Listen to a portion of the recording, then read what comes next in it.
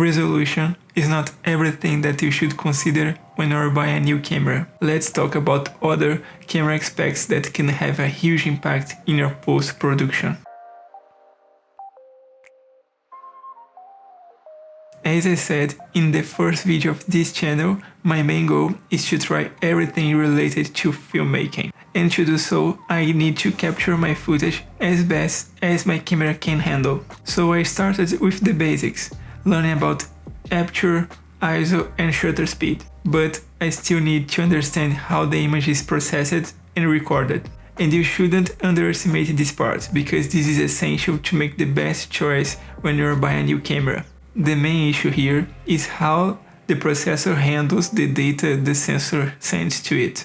Let's imagine that the processor is a guy in a room receiving 24, 30, 60, 120 pictures per second. Actually, he is not receiving pictures, but a bunch of zeros and ones.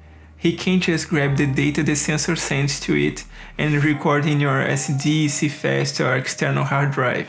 He needs to transform and encode this data in something that your editor can use.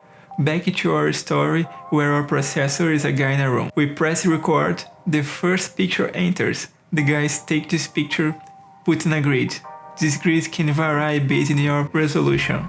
Each tile of this grid represents a pixel. The guy look at the tile and make notes about the color and how bright it is. It's a lot of work. For a 4K image, the guy needs to look at more than 8 million pixels and take notes about color and brightness, and that is just for one picture. And depending on your frame rate, he needs to do that 24, 30, 60, 120 times per second.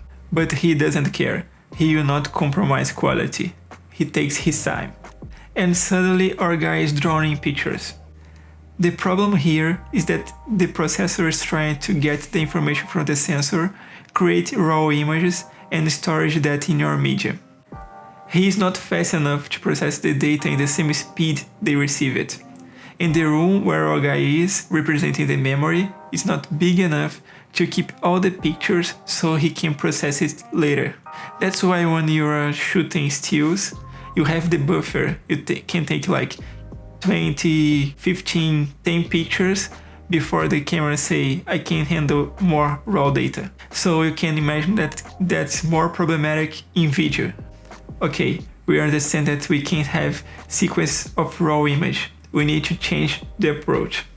We need a system to process this image fast and end up with small files. The guy decided to change his approach. He read this article saying that the human vision system is more sensitive to variations in brightness than color. Perfect. The processor can grab all the information about brightness or luma and take just part for chroma or color. Nobody will notice the difference. Maybe. And that's, my friends, is color subsampling. We always take all the information about luma, and we can have all the information about color as well.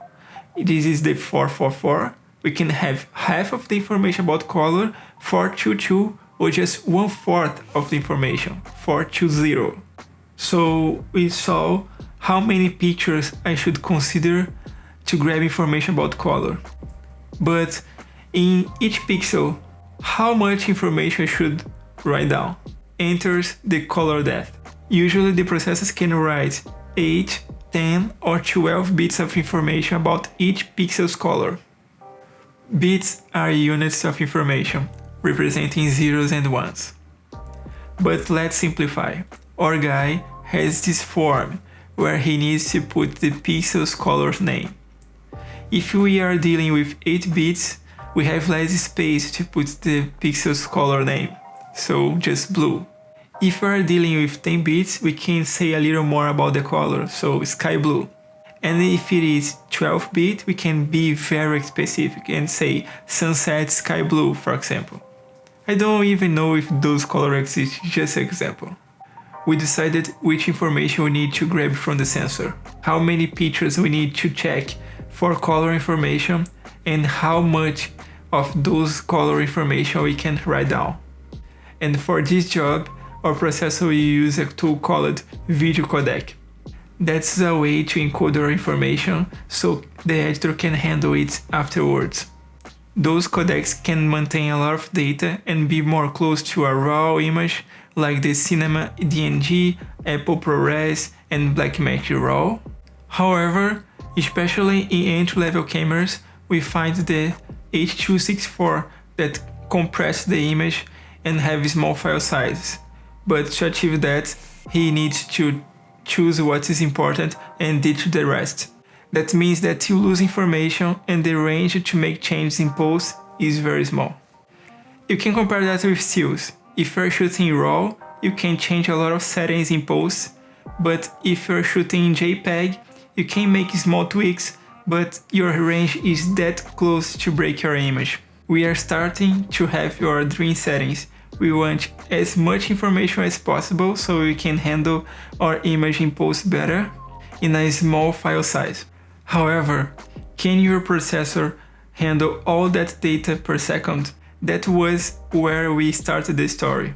Do you remember? The guy was drowning in pictures because he couldn't handle that in the same speed that we record. So let's talk about the last one, bitrate. Bitrate is how much data the processor can handle per second. So if you have a slow processor, you can say goodbye to the dream settings because that demands a lot of information being processed per second. What some manufacturers do to sell cheap cameras that can shoot in 4K is saving money in the processor that has a low bitrate. The pixels count is there, so they can announce the camera as 4K, but the image doesn't look good. We press stop button, our guy finally has all data encoded, he grabbed the audio, put them in a box, the video container, can be MP4, MOV, and record that in our media. My point here is that resolution is just part of the story and sometimes can mislead you to buy a camera because the bitrate is low and you think that 4K is okay, and when you put in your computer it doesn't look good. When you're buying a new camera, please pay attention to the video codec, the bitrate, the color depth, and the color subsampling. That matters especially if you're planning to make adjustments in the post-production. My camera, the Sony a6400, is close to the bottom on most of those specs, which is expected with a hybrid camera with this price tag. That means that I don't have as much range to make changes in the post-production. Again, it's like I'm shooting JPEG instead of raw images. I can make some adjustments, but my image is more likely to break if I try to make some heavy changes. It's a lot of information. I hope that video can help you to make the decision when you're buying a new camera. But of course, none of that matters more than the content. My point here was just to help you to find a better tool to accomplish that. My name is Rafael Campos, this is Filmmaking for Fun, and I see you in the next episode.